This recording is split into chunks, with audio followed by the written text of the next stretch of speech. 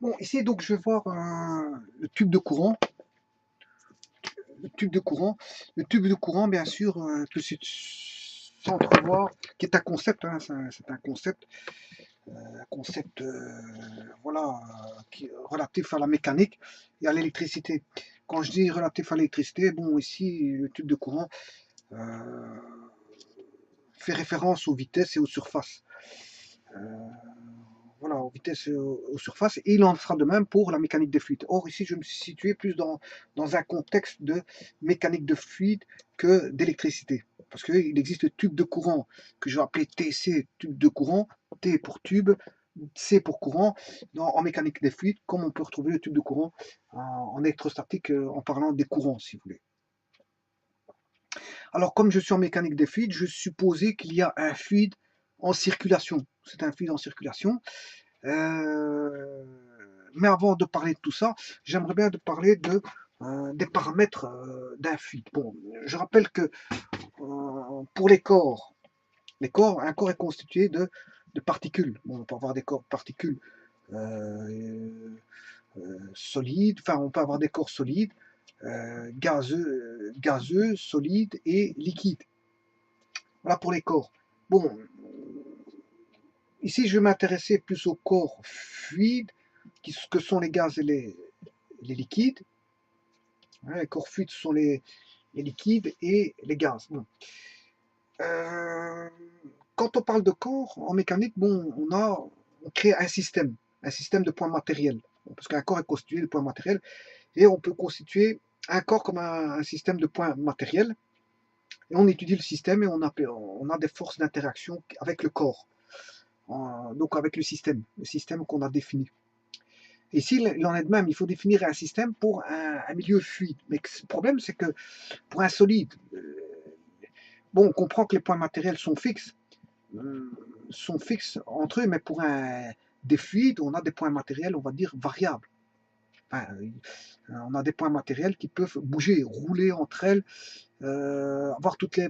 Puisqu'on sait bien qu'un liquide, les molécules, les particules roulent, alors qu'un gaz, elles sont libres de mouvement. Donc, il faut définir le système, on va dire un système qui puisse avoir un concept rigide, de rigidité pour les liquides et les gaz. Et donc, c'est pour ça qu'on va entrevoir la notion de tube de courant. De tube de courant rigide, alors que bon, il n'est pas rigide, puisque c'est un fluide qui circule à l'intérieur. Bon, mais pour ça, il faut des paramètres spatio-temporels des fluides. Bon, j'entends par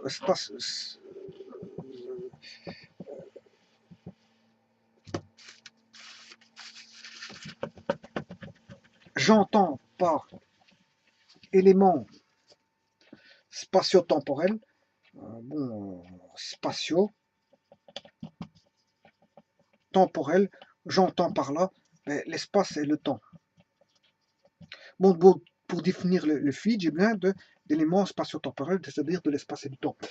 Mais il faut savoir que avant tout, quand on crée un système en mécanique concernant quand on crée un système mécanique, généralement, ce qui suit avec le système, mais c'est un repère. Un repère, voilà, on étudie bon, les équations vectorielles dans un repère. Pourquoi les équations vectorielles? Parce qu'il y a les notions d'espace-temps, vitesse, enfin plutôt les notions d'espace, de vitesse, d'accélération, voilà, et tout ce qui va avec, quantité de mouvement, et qui sont des vecteurs. On remet ça sur un repère, on va dire, euh, repère, un repère en 3 dimensions. Et bien ici, c'est la même chose. Bon, pour se repérer, bon, quand on est dans l'espace, bon, il faut pouvoir se repérer.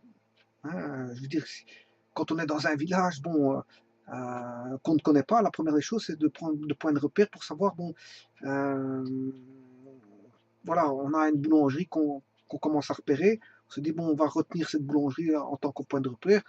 On a une petite placette, un hôtel de ville, une église, je veux dire une forêt, un bois, une ruelle, des garages, je veux dire, voilà, un commerce. Ah, bref, une vallée, une montagne, une grande descente, tout peut être propice pour nous à la référence, par rapport à un lieu qu'on ne connaît pas. un centre-ville, un lieu de tram, de bus, de train, de gare, tout ça sont propices à des repères, à être repérés. Bon, il est aisé de se repérer, un petit peu aisé de se repérer sur Terre, puisque sur Terre, on a des cartes qui peuvent nous aider à se repérer, on a des boussoles, on a le GPS, et maintenant avec l'électronique, l'avancée de l'électronique, bon, des signaux, on peut se repérer via voilà, via le GPS, on peut se repérer par beaucoup de choses. Parce que qu'est-ce qui fait office de repère? C'est plutôt le GPS, hein, les éléments électroniques qui repèrent pour vous, et qui indiquent via un écran d'affichage, voilà, juste les directions à prendre. Donc vous n'avez rien à faire, vous n'avez qu'à suivre l'écran. Donc c'est l'électronique qui fait le repérage pour vous. Mais maintenant, si vous êtes dans l'espace, bon, pour celui qui connaît l'espace, ben, il sait bien qu'il est dans telle galaxie, bon, s'il prend un vaisseau spatial, je veux dire de manière imaginaire, et bon, si on voit ça de manière imaginaire ou sous forme de dessin animé, ben, si je crée un petit dessin animé comme ça, avec un bonhomme dans l'espace, mais si j'estime que dans le scénario, le bonhomme connaît l'espace, mais s'il connaît l'espace, mais il connaît les planètes, donc ils peuvent se repérer par rapport à des planètes, hein, qu'il a sur sa devanture voilà, d'écran d'affichage ou devant lui, tout simplement devant son carreau, il verrait des planètes et il en aurait des points de repère. Bon, maintenant, tout le monde ne connaît pas l'espace, donc il faut qu'il se repère par rapport à des choses bien spécifiques, parce que dans l'espace, c'est difficile de se repérer. Bon, alors maintenant, je veux dire par là qu'il faut toujours un repère, et ici, il faudra un repère en 3D. Donc, pourquoi un repère en 3D? Parce que le fluide aura une position déjà, une position dans l'espace. Ce qui dit position dans l'espace, c'est que, bon, si j'appelle un point P de l'espace, mais le point P aura une coordonnée X, Y, Z. Z, voilà, et bien sûr, sera fonction du temps. Voilà. Donc, la première des choses, c'est qu'un un point du fluide dans l'espace aura une coordonnée spatiale avec un instant donné t. Un instant donné, il aura une coordonnée spatiale par rapport à un repère. Voilà.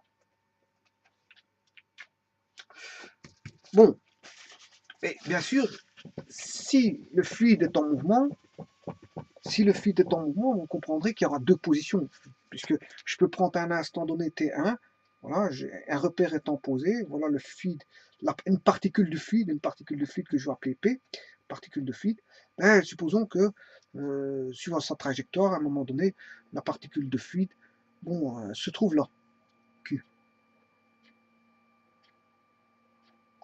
Là, à ce moment-là, on a P qui est X1, Y1, Z1 à un instant T1, alors qu'en Q, il aura une position X2, Y2, Z2 à un instant, on va dire T2. Donc voilà. Donc, pour vous dire que la point, enfin, tout, on va dire, comment est-ce qu'on appelle ça euh,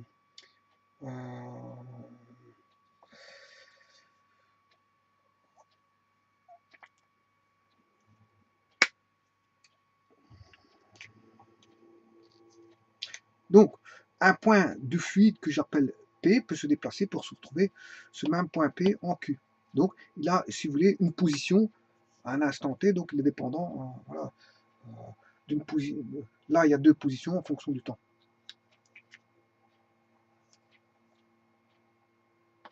Bon, mais il n'y a pas que la position. Le fluide peut être animé d'une certaine vitesse. Une vitesse par rapport à une position donnée. Donc, il peut avoir une position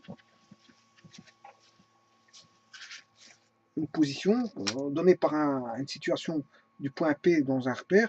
Donc, il aura X, Y, Z et à l'instant T, mais il pourra avoir voilà, une vitesse. Attention que le P, je peux le mettre sous forme de vecteur position. Hein. Il suffit que si j'ai un P ici, mais par rapport à l'origine, j'aurai le vecteur OP. J'en fais le vecteur OP, vecteur position OP. Voilà, c'est un vecteur, donc je peux avoir le vecteur OP. Voilà, je peux avoir tous des vecteurs, si vous voulez. Même le P peut être un vecteur. Le point P peut devenir un rayon vecteur OP. Bon, mais V, je peux mettre X, Y, Z en fonction du temps. Voilà. Et donc, la particule peut être animée d'une certaine vitesse en fonction du temps. Elle peut avoir une masse volumique, bien sûr, XY, à une position donnée, X, Y, Z, T, voilà, et il peut avoir une certaine pression au point X, Y, Z, T. Pression, température, bon, une certaine température, au point, enfin, je peux mettre ça aussi, hein, un point X, Y, Z, T, voilà. Bon, et caché bien sûr sur ρ, la masse, hein, la masse volumique, et donc la masse. Pour un certain volume, j'aurai une certaine masse, parce qu'on sait bien que la masse vaut ρV. Donc, connaissant ρ, pour un volume donné, ben, je connais la masse. Quelque part, c'est une histoire, une propriété de masse qui est cachée derrière la masse volumique. Pour un certain volume donné, on a la masse. Donc, on a pression, température, situation du point, température, et voilà.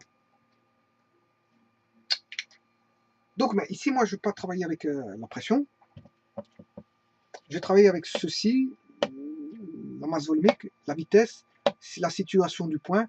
Et ici, comme je ne suis pas en thermodynamique, je n'ai pas besoin d'étudier la température, parce que je ne suis pas en thermodynamique, je suis juste sur l'écoulement des fluides, et de définir qu'est-ce que c'est qu'un tube de courant pour un écoulement de fluide. Bon.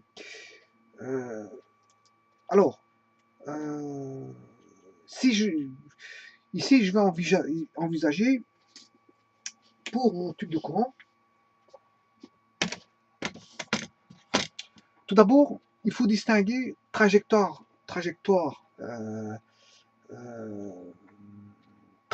et ligne de courant. Hein, la trajectoire n'est pas forcément la ligne de courant. Pour qu'une trajectoire soit une ligne de courant, il faut que la vitesse en un point, par exemple, je prends le point P ici. Voilà, je prends le point P.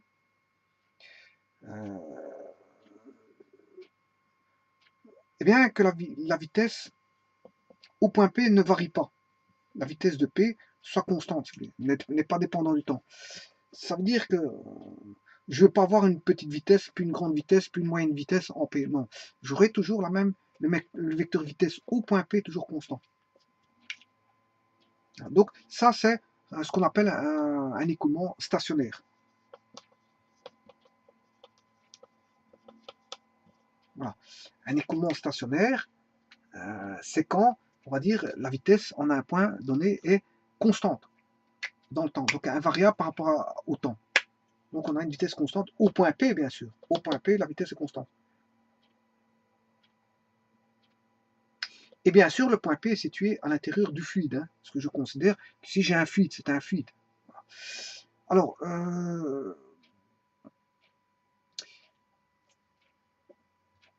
donc, toutes les particules, enfin, comment on appelle ça, toutes les particules fluides qui arrivent au point P ont la même vitesse, Vp, toutes les particules qui arrivent au point P. Voilà. Alors, je peux faire le même raisonnement pour différents points qui appartiennent bien sûr au trajet de la particule fluide qui passe par le point P. Hein. Voilà le trajet, je vais faire le trajet. Donc en PQ, R et en S, voilà, j'ai 4 points du trajet. De la particule fluide qui passe par P. Voilà son trajet, ben, il va passer par Q, par R et par S. Alors là, je vais mettre un vecteur qui est aussi invariable par rapport au temps. Donc ça veut dire que VQ, la vitesse en Q, sera toujours constante en Q. Mais elle n'est pas forcément la même que VP. Hein. Pour avoir une plus grande vitesse, une plus petite, une plus grande, ça on verra. Elle peut être la même que ce que VP, peut-être différente. Voilà, mais en tout cas, bon, elle peut être différente. Alors, en VR, c'est pareil. J'aurai une vitesse VR, bon, qui peut être plus petite, plus grande, voilà. Mais on sait bien qu'en R, la vitesse VR est constante au point R. Ça veut dire que les particules n'arrivent pas avec une certaine vitesse plus grande, puis plus petite en R. Elles arrivent toujours avec la même vitesse en R. Et là, quand on a ça, hein, quand on a toujours au même point la même vitesse, c'est-à-dire que c'est invariable par rapport au temps, on a une vitesse constante en un point donné, hein, En Q, j'ai toujours VQ. En R, j'ai toujours VR. En S, j'ai toujours VS. Voilà. Et mais VR n'est pas forcément égal à VS, n'est pas forcément égal à VQ, n'est pas forcément égal à VP. Voilà. Eh bien, quand on a ça, c'est-à-dire que la vitesse est invariable par rapport au temps, par rapport à un point donné, eh bien, on a un écoulement, si vous voulez, un écoulement, ce qu'on appelle un écoulement stationnaire. Alors, l'hypothèse de dire qu'on a un écoulement stationnaire, c'est tout simplement pour dire que normalement, les lignes de courant, et les trajets, en fait, ne sont pas les mêmes. Mais quand on fait l'hypothèse d'un écoulement stationnaire, on peut dire que les lignes de courant et le trajet sont confondus. Voilà, on peut dire que la ligne de courant et le trajet sont confondus pour autant qu'on fasse l'hypothèse qu'on a un écoulement stationnaire.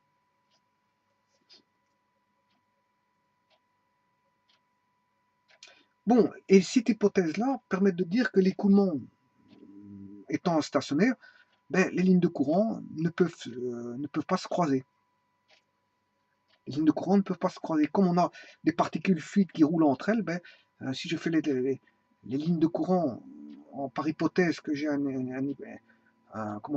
écoulement stationnaire, ben, les lignes de courant ne peuvent pas s'entremêler, se croiser.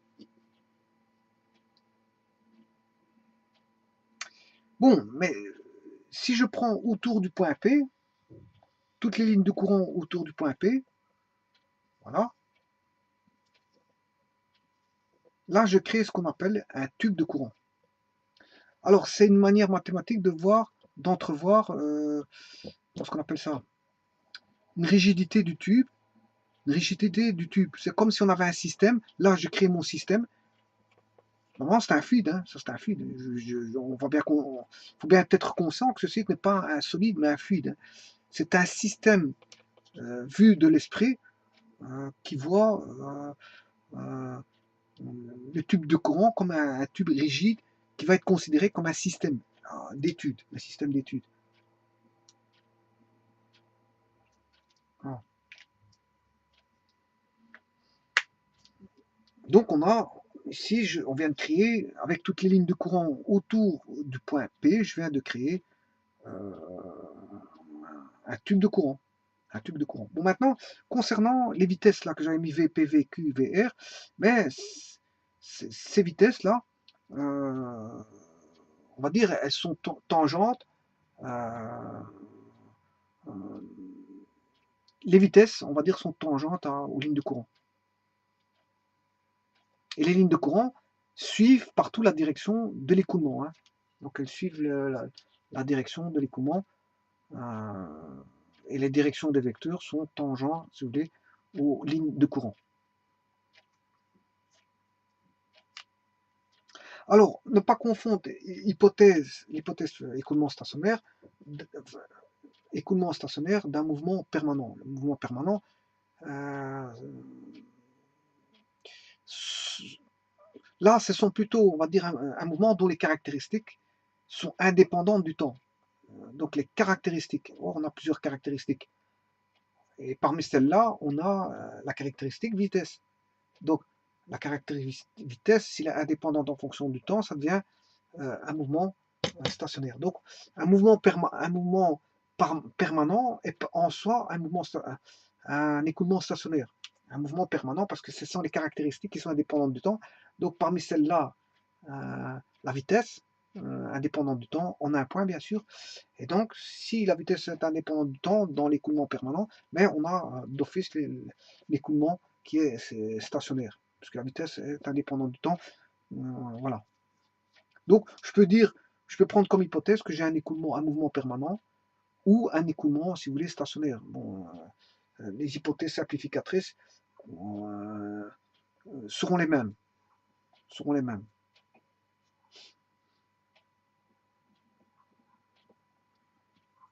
Alors, donc ici, on a isolé par notre pensée un tube de courant rigide qui va permettre d'être étudié en tant que système.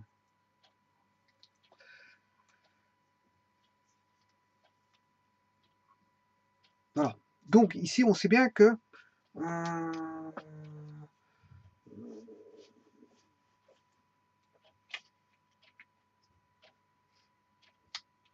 Je vous rappelle qu'ici, la vitesse est vectorielle. Hein, la vitesse est vectorielle. Voilà, la vitesse est vectorielle. Donc ici, si je considère un écoulement stationnaire, c'est-à-dire un écoulement où on a V de x, y, z qui n'est pas dépendant du temps, donc j'aurai tout simplement V de x, y, z, tout simplement, puisqu'il n'est pas dépendant du temps, j'aurai ceci. Et donc ça, la dérivée partielle de la vitesse par rapport au temps, ben, comme il est invariable par rapport au temps, ben, ça fera, on va dire, 0. On va dire 0. Voilà. Ce que vous verrez, j'ai pas envie trop d'en parler parce que là, il faut faire un petit peu de l'analyse vectorielle, mais c'est ce qu'on appelle la divergence de V. La divergence de V vaudra 0 si vous voulez. La divergence de V vaudra 0 pour un régime permanent. Voilà. La divergence, ça, on pourra l'étudier au travers d'un vecteur qu'on appelle vecteur Nabla, que je verrai, bon, ce qu'on appelle la divergence de V. La divergence du vecteur V vaut 0.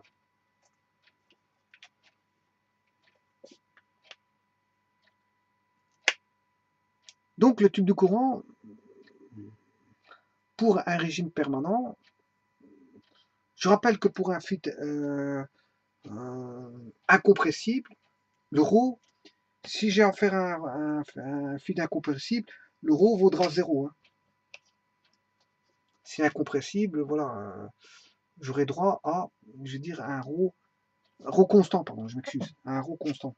Je m'excuse. Si on a affaire à un fluide incompressible, on aura un ρ constant. Voilà. Je m'excuse, je ne sais pas pourquoi j'avais à l'esprit le 0 là dans ma tête, que j'ai été remettre ρ égale 0. Maintenant, quand on a un fluide incompressible, là on aura un ρ constant. Voilà.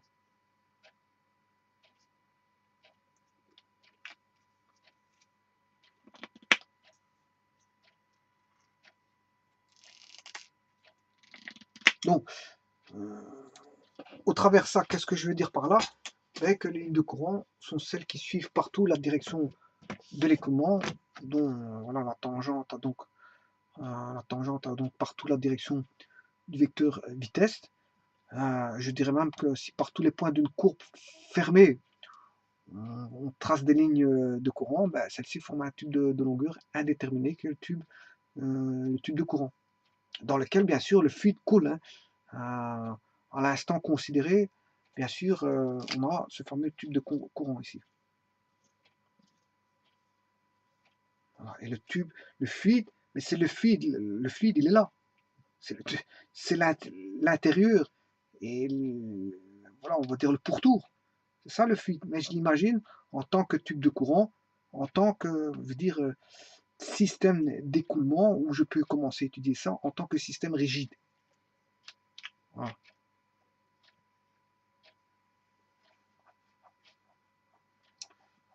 Bon, donc le contenu, ben, le contenu du tube de courant, ben, ce sont c'est un filet de courant. Parce que le tube, des tubes comme ça s'appellent des tubes de courant, et leur contenu fluide, ben, ça s'appelle un filet de courant.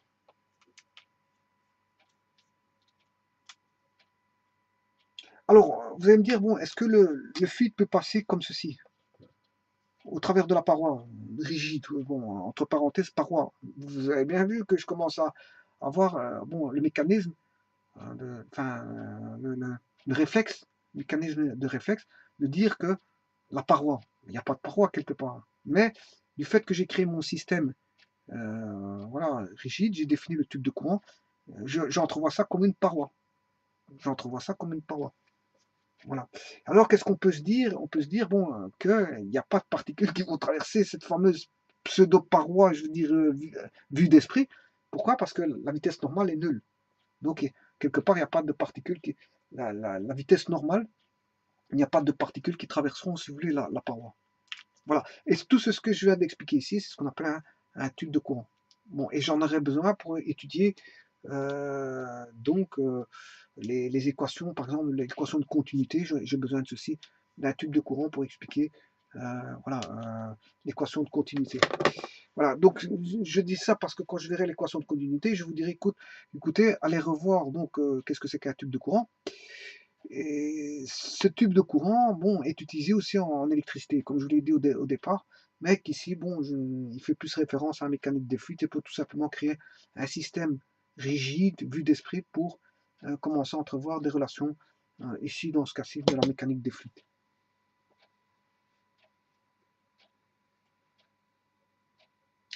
Donc, en d'autres termes, si je considère que c'est un, comment on appelle ça, un tube rigide, eh bien, toutes les particules fluides sont confinées dans ce tube rigide.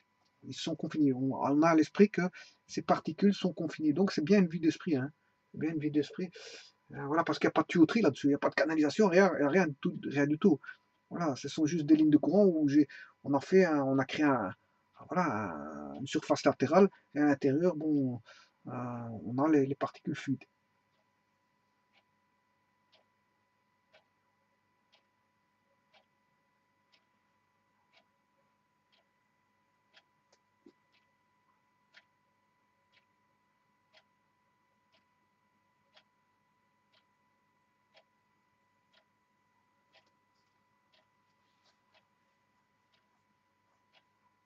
Alors, si j'avais pas pris un écoulement stationnaire, euh, là, bon, je veux dire, si j'avais pas pris l'hypothèse de départ, j'aurais pu avoir une trajectoire différente de la ligne de courant. Alors, il y aurait une distinction entre ligne de courant et trajectoire. Et en plus de ça, on aurait pu se dire aussi que on aurait un tube de courant qui pourrait évoluer, qui ne serait pas, je veux dire, fixe, comme ici. Ici, il est fixe. Mais il aurait pu évoluer en fonction du temps.